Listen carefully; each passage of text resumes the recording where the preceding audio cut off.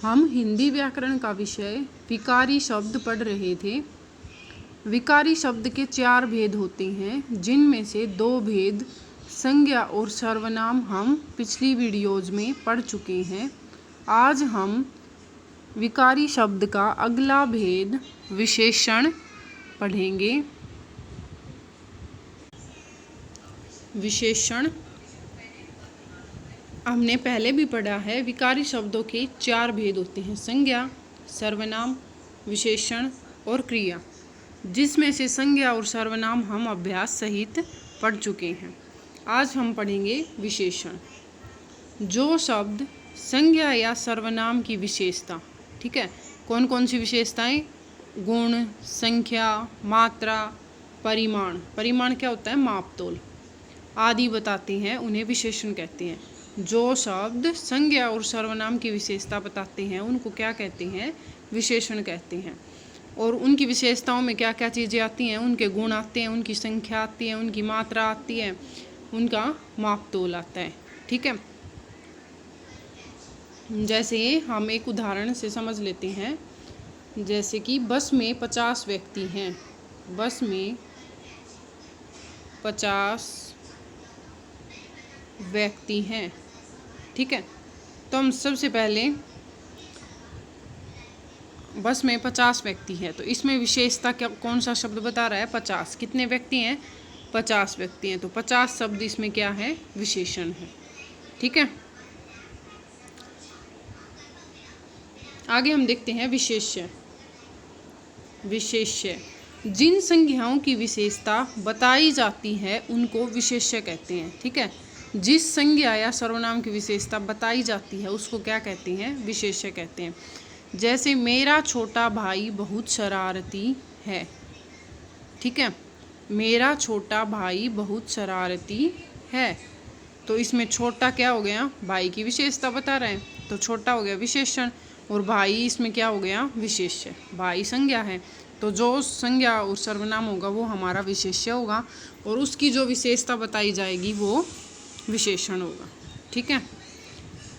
जैसे एक उदाहरण और देख लेते हैं। मुझे 5 लीटर दूध चाहिए, ठीक है। तो कितना दूध चाहिए? 5 लीटर, ठीक है। तो 5 लीटर हो गया इसमें विशेषण, और दूध संज्ञा है तो क्या हो गया? विशेष्य, ठीक है।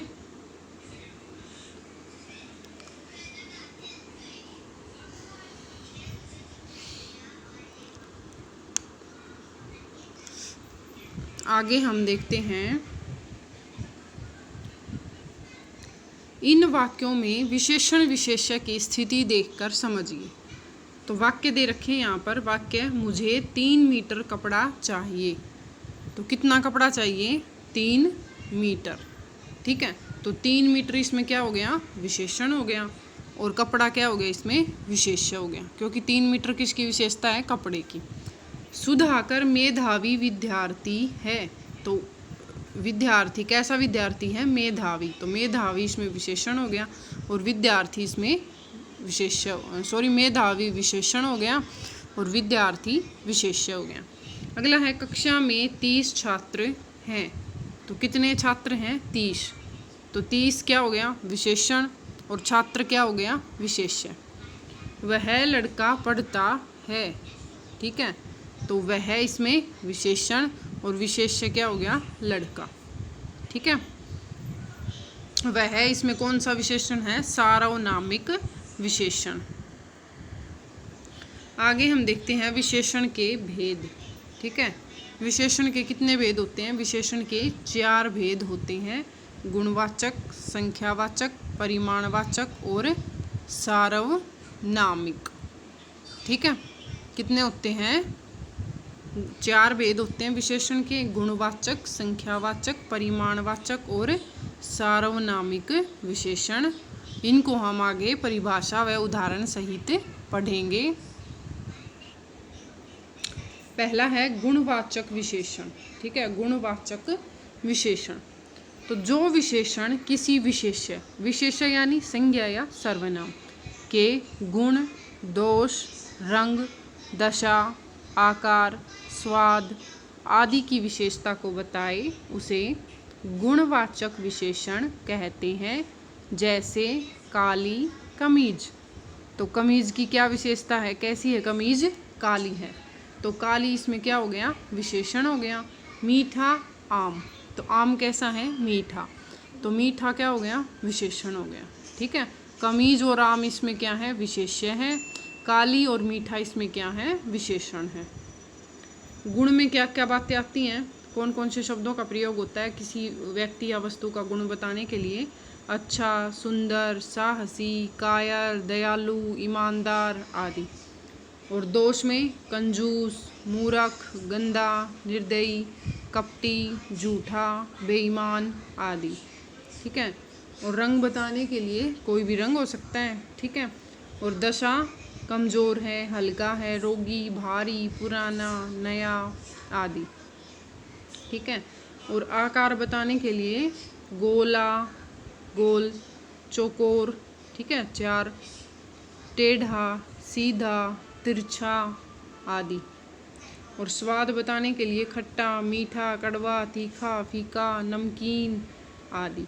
ठीक है, तो गुणवाचक विशेषण में इन सभी शब्दों का प्रयोग किया जाता है। ठीक है, आगे है संख्यावाचक विशेषण। संख्यावाचक विशेषण, ठीक है, जो विशेषण संज्ञा की संख्या का बोध कराएं। जो विशेषण संज्ञा की संख्या का बोध कराएं उन्हें संख्यावाचक विशेषण कहते हैं। जैसे चार केले, तो कितने केले, चार। चार शब्द इसमें क्या है, संख्यावाचक विशेषण। संख्या क्या होती है, गिनती। पांचवा घर, कुछ लड़के। ठीक है, तो पांचवा, कुछ और चार, इसमें ये तीनों क्या है, संख्यावाचक विशेषण है। अब हम देखते हैं संख्यावाचक विशेषण के दो भेद होते हैं। ठीक है, संख्यावाचक विशेषण के दो भेद होते हैं। पहला क्या है, निश्चित संख्यावाचक। ठीक है, जिसमें निश्चित संख्या का बोध हो, निश्चित संख्या का पता चले। जिस शब्द से संज्ञा सर्वनाम की निश्चित संख्या का बोध हो उसे निश्चित संख्यावाचक विशेषण कहते हैं। जैसे हमारी कक्षा में 30 विद्यार्थी हैं, तो 30 शब्द निश्चितता का बोध करा रहा है। ठीक है, कि 30 ही विद्यार्थी हैं।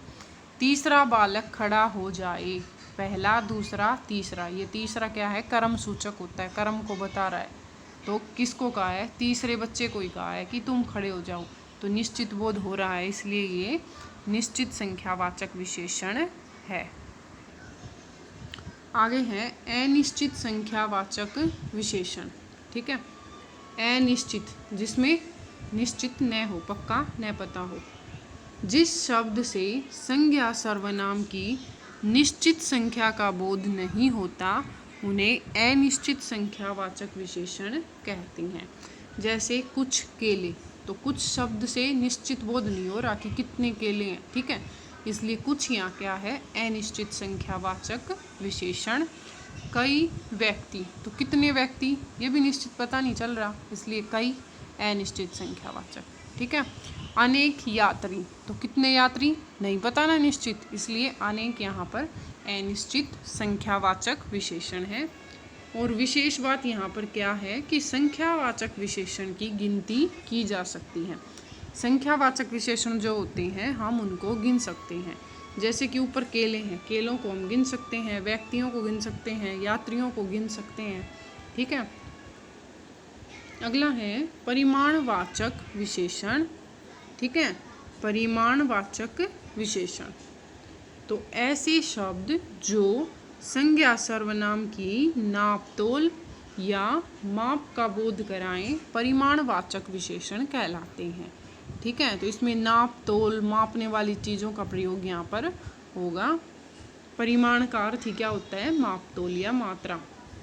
जैसे 4 मीटर कपड़ा, तो 4 मीटर कपड़े को हम नापते हैं, तो 4 मीटर यहाँ पर क्या हो गया, परिमाणवाचक विशेषण। 2 किलो चीनी, चीनी भी हम तोलते हैं, तो 2 किलो परिमाणवाचक विशेषण। 3 लीटर दूध, तो 3 लीटर यहाँ पर क्या है, परिमाणवाचक विशेषण। कुछ गेहूँ, तो कुछ यहाँ पर क्या है, परिमाणवाचक विशेषण। ठीक है, अब जैसे संख्यावाचक विशेषण के दो भेद थे, वैसे ही परिमाणवाचक विशेषण के भी दो भेद होते हैं, एक निश्चित और एक अनिश्चित। पहले हम निश्चित परिमाणवाचक विशेषण पढ़ेंगे।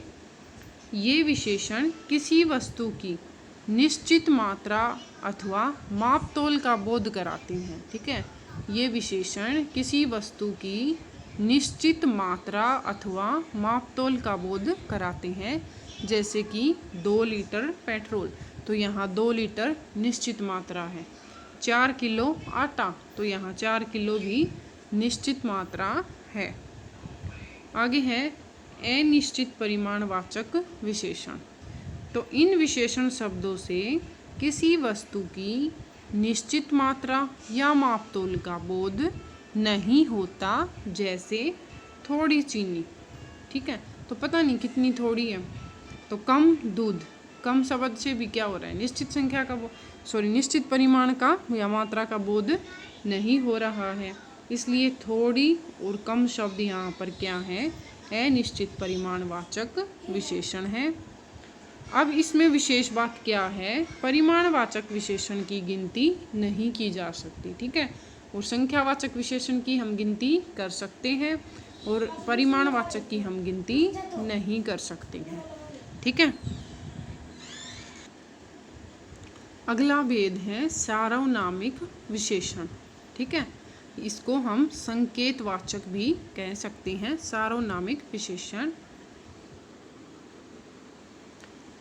जब कोई सर्वनाम संज्ञा सर्वनाम से पहले लगकर उसकी विशेषता बताए तब वह सार्वनामिक विशेषण कहलाता है। इस रूप में वह सर्वनाम न रहकर विशेषण का काम करता है। इनको संकेतवाचक विशेषण भी कहते हैं। ठीक है, यहाँ क्या कह रहा है ये कि जब कोई सर्वनाम संज्ञा से पहले लगकर उसकी विशेषता बताए उसे क्या कहते हैं, संकेतवाचक या सार्वनामिक विशेषण कहते हैं। ठीक है, तो आमतौर पर सर्वनाम क्या होता है, जो संज्ञा के स्थान पर लगता है, संज्ञा की जगह लगता है। लेकिन सार्वनामिक विशेषण में क्या होता है, संज्ञा से पहले लगकर उसकी तरफ संकेत या उसकी विशेषता बताता है। ठीक है, तो यहाँ यह सर्वनाम का काम न करके विशेषण का काम करता है और इसको हम संकेतवाचक विशेषण भी कहते हैं। जैसे उदाहरण से देखते हैं, वह पुस्तक किसकी है।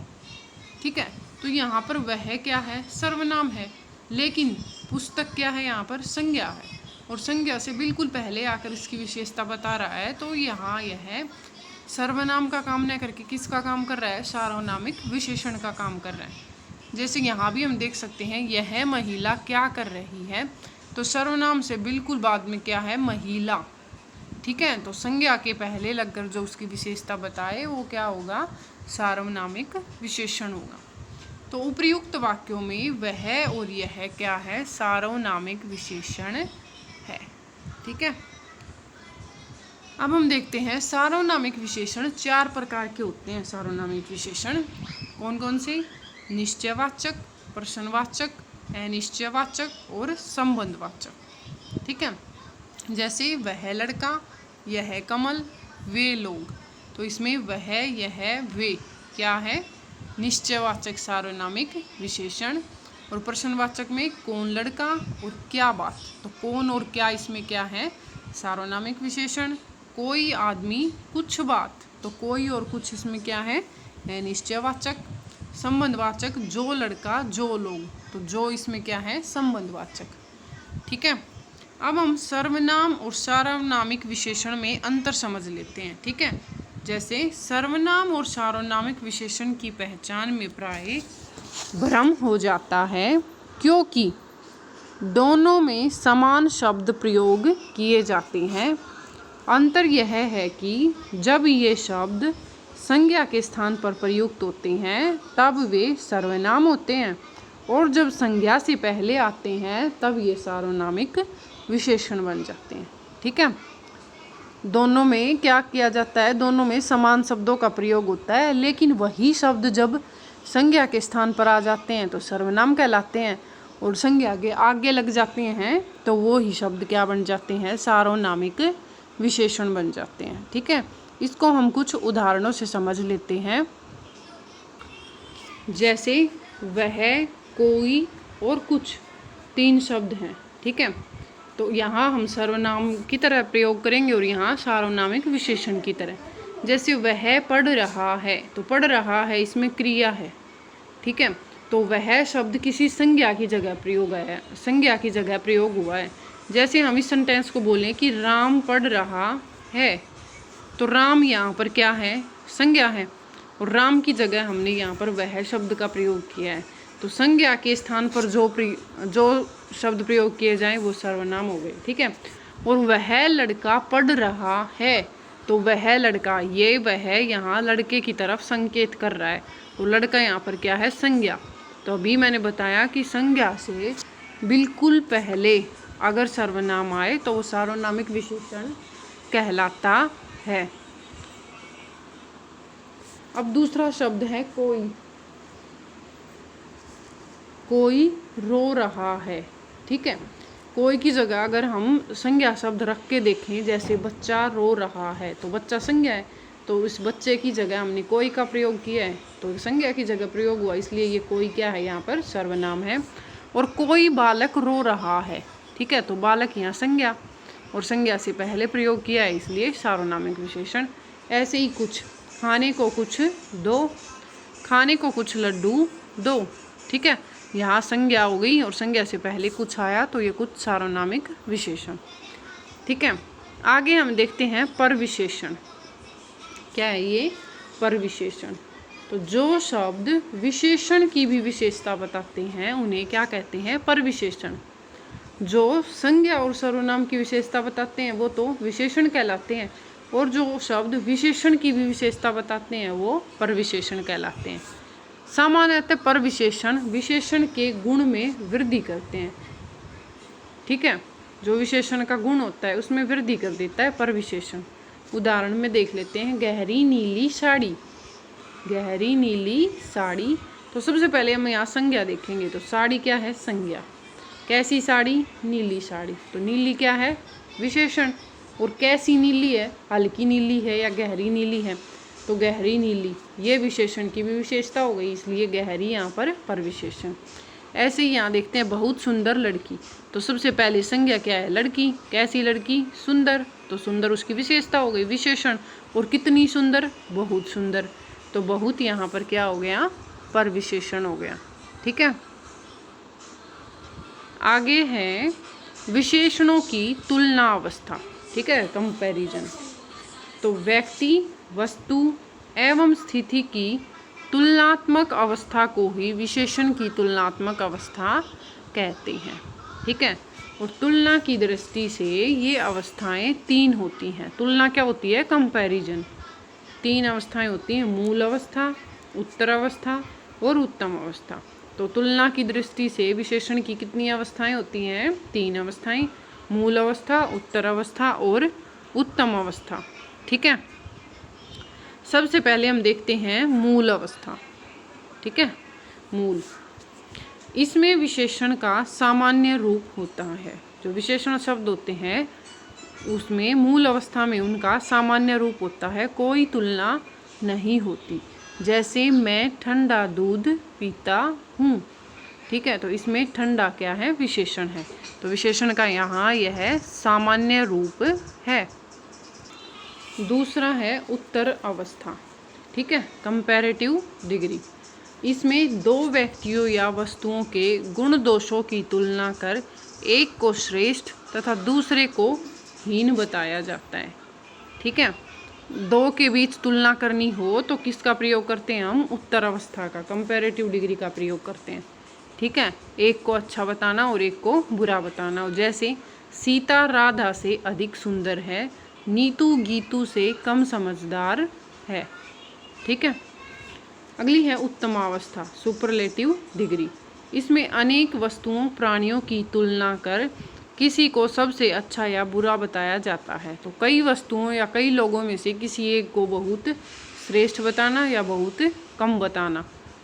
जैसे राकेश सबसे सुंदर बालक है, ठीक है। तो जितने बच्चे हैं उनमें से राकेश सबसे सुंदर बच्चा है, ठीक है।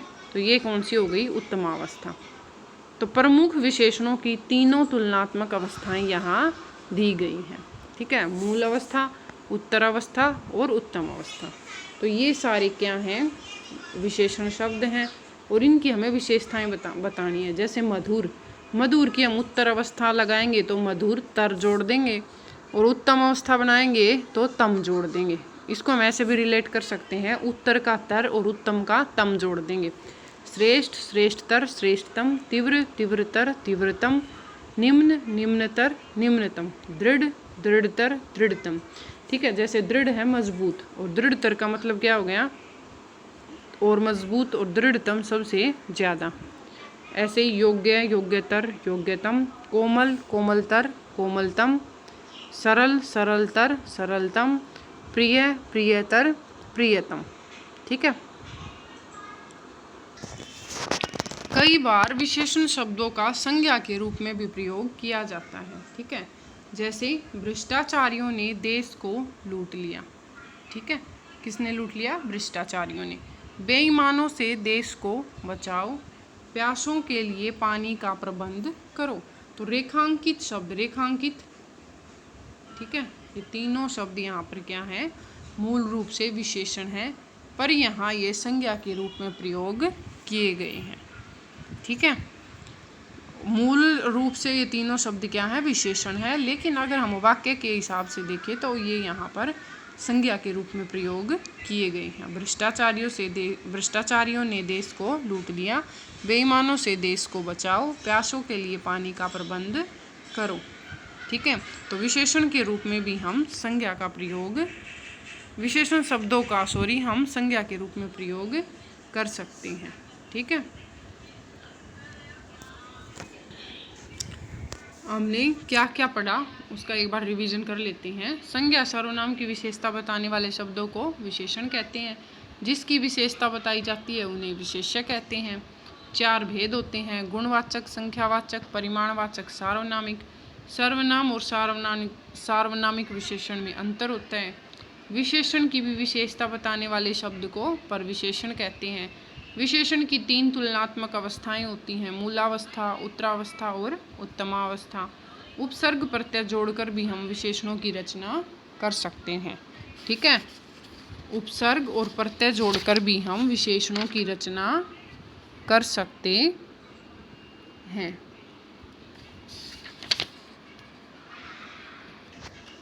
इसको हम एक उदाहरण से समझते हैं। जैसे कि धर्म शब्द है, ठीक है। धर्म शब्द है, इसमें हम अगर इक प्रत्यय जोड़ देंगे तो क्या बन जाएगा? धार्मिक बन जाएगा। तो धार्मिक यहाँ पर क्या है? विशेषण शब्द है, ठीक है। तो इस तरह से प्रत्यय और उपसर्ग जोड़कर भी हम विशेषण शब्द बना सकते हैं।